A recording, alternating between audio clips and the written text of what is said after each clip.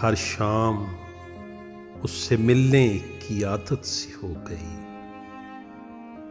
हर शाम उससे मिलने की आदत सी हो गई। फिर रफ्ता रफ्ता उससे मोहब्बत सी हो गई। शायद ये ताजा ताजा जुदाई का था असर।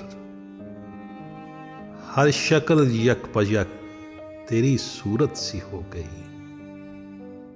एक नाम झिलमिलाने लगा दिल के ताक पर।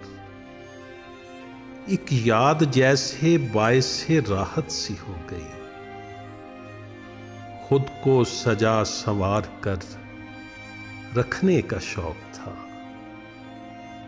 फिर अपने आप से मुझे वहशत सी हो गई।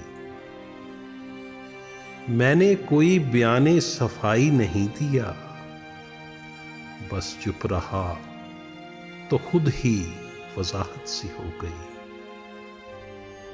दिल में कोई छोड़ गया अपने आप को। इस तरह गायबाना रफाकत सी हो गई। हर शाम उससे मिलने की आदत सी हो गई। फिर रफ्ता रफ्ता उससे मोहब्बत सी हो गई।